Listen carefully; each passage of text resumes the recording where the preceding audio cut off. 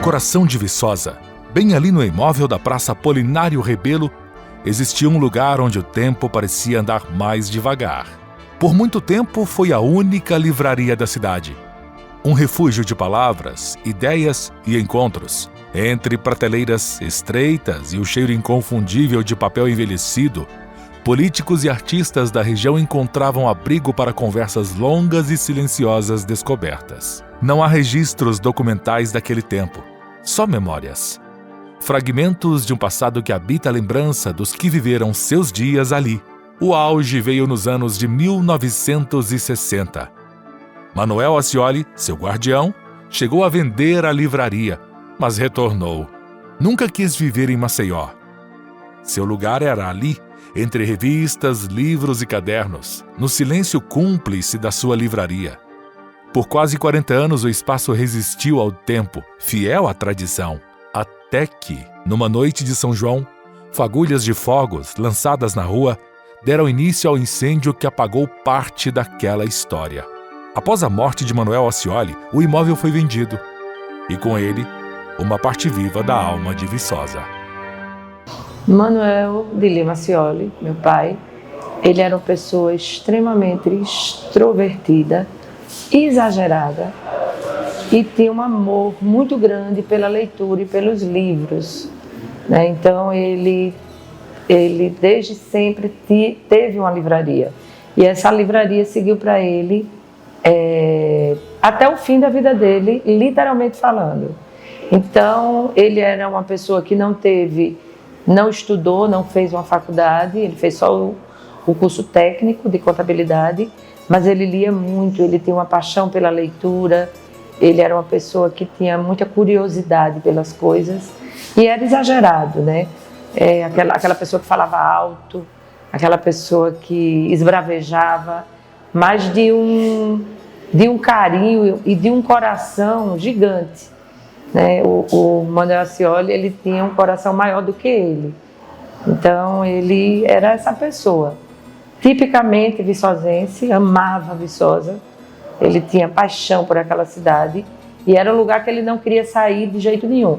Tanto é que ele morreu em Viçosa, né? Porque ele amava muito Viçosa. Como eu morava em Maceió e a livraria em Viçosa, eu ia nas férias.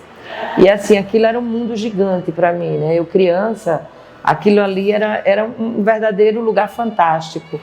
Então, eu aprendi a ler e escrever com ele, né? Eu, com menos de 4 anos, ele me colocava no balcão da livraria e pegava aquelas cartilhas e me ensinava a ler e escrever. Aí, então, isso para mim, eu fecho os olhos, eu sinto o cheiro do papel, eu sinto o cheiro dos livros e eu me sinto naquele balcão, com menos de 4 anos de idade, aprendendo a fazer as primeiras letras. Então, para mim, isso é uma lembrança muito forte. Eu acredito que meus irmãos também tenham uma lembrança muito forte nesse sentido, né?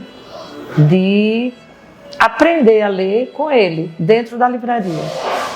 Eu acho que a forma como ele recebia as pessoas, como ele falava com as pessoas que iam à livraria, ele tinha um jeito muito, muito extrovertido, filho da peste, filho não sei de quê, sabe? Então, assim, quem o conhecia, aquilo era carinho.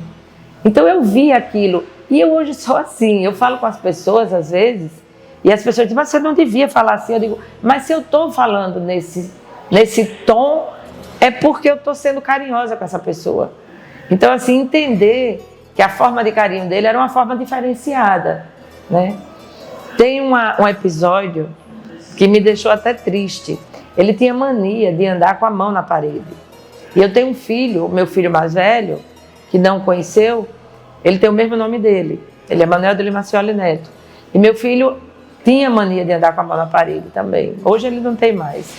E uma pessoa de Viçosa disse que colocaram cocô na parede.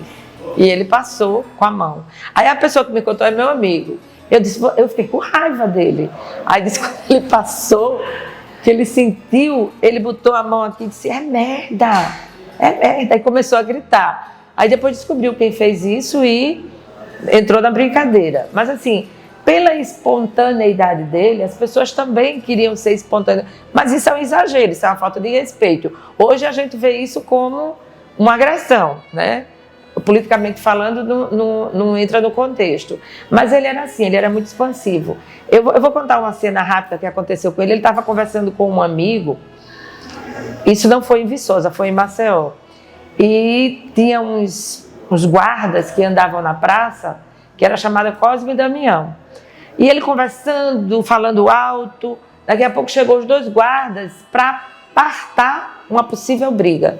Aí ele disse, ninguém está brigando aqui não, só estou conversando, porque os guardas achavam que era uma briga. Então isso era ele, essa forma de ser. Como eu tinha falado, havia uma promessa de um espaço para ele abrir uma livraria em Maceió, porque ele já estava no ramo de livros jurídicos e mamãe também queria muito que ele viesse. Então, ele vendeu a livraria, ele tinha a casa dele, tinha uma outra casa, ele vendeu tudo e ele estava muito triste, porque ele não queria sair de Viçosa. Aí, um sábado, ele veio para Maceió para no domingo ir para Recife. Ele não dirigia, papai nunca dirigiu. Ele ia de ônibus para Recife. E eu e meus 2 irmãos, exatamente nesse sábado, a gente estava na Massagueira, que eu tinha uma casa lá, e mamãe estava só. Então, papai voltou para Viçosa para pegar um possível documento. E no outro dia de manhã, o vizinho tinha pedido para ele trazer uma encomenda. As portas da livraria eram aquelas portas antigas que fechava por fora. Então, quando ele saía, ele colocava o cadeado e fechava. E o vizinho, 8 horas da manhã, ele não tinha passado ainda para pegar a encomenda. O vizinho achou estranho, bateu e o cadeado estava do lado de fora ainda. Aliás, estava do lado de dentro, porque ele não tinha saído. Aí bateram, ele acordava muito cedo. Aí arrombaram a porta e ele estava morto. Então, assim, é como se ele intuitivamente intuiu que tinha que voltar para Viçosa. Talvez aquele documento nem existisse.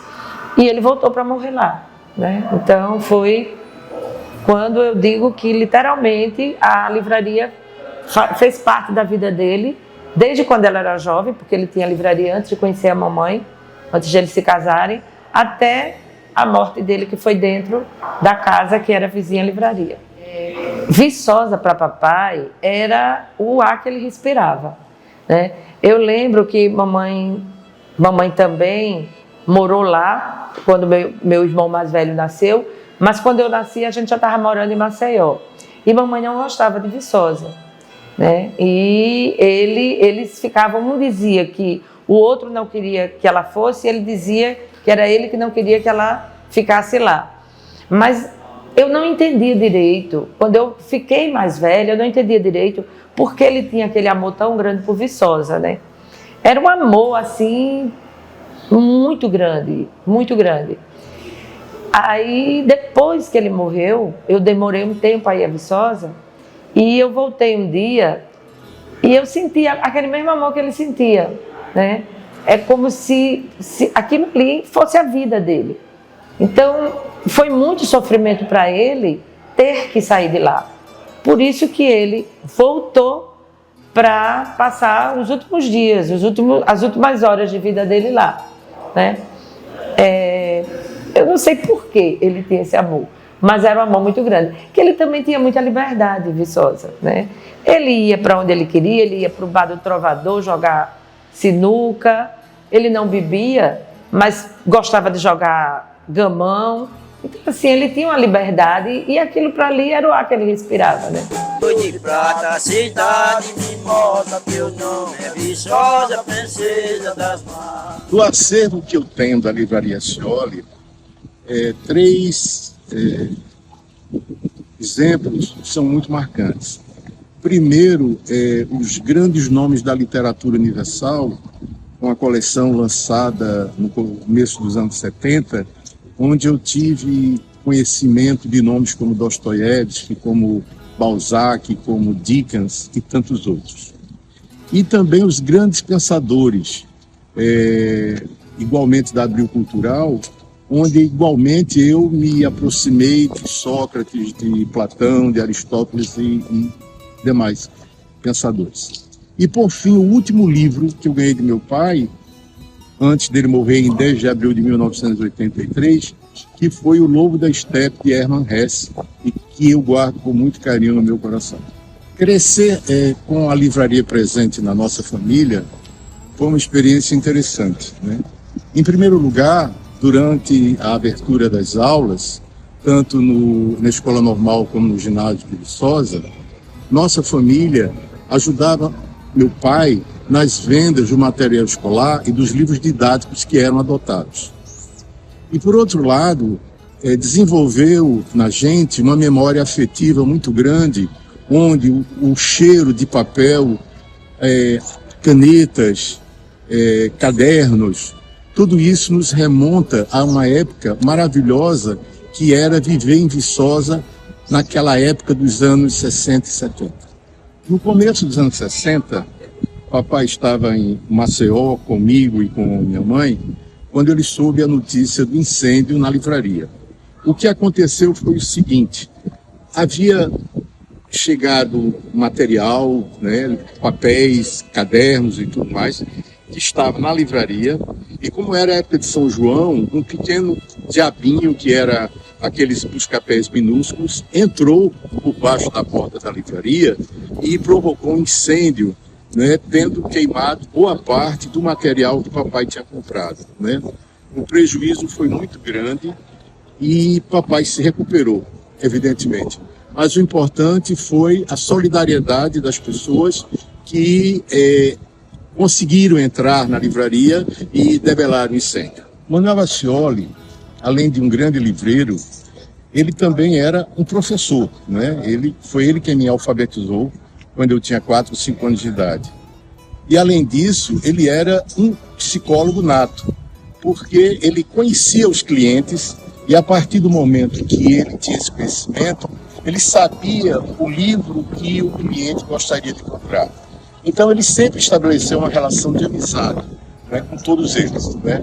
E uma das coisas mais interessantes é quando ele recebia as revistas, como Fatos e Fotos, Cruzeiro e Manchete, ele, de lápis, ele colocava o nome dos assinantes na capa, colocava debaixo do braço e saía de paletó e chinelas, distribuindo a revista em cada casa, e isso era o momento onde ele entrava, onde ele atualizava as fofocas, fazia um lanche e mantinha essa rede social de amigos extremamente próxima e amorosa. Papai dizia que nas redes de conversa em Viçosa se falava muito de boi e de cana, e que precisaria se falar mais de livros.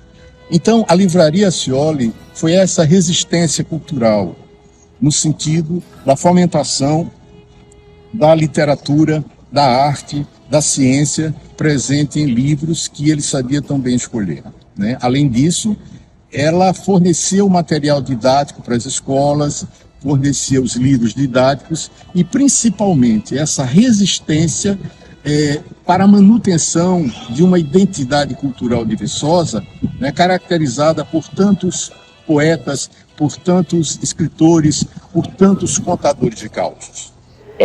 Meus filhos não conheceram o meu pai, mas os dois, eles têm assim muita coisa dele. Eles gostam muito de ler, eles têm uma vontade de ter conhecimento, né? Como meus irmãos também. Então, o grande legado de Manuel Acioli foi esse.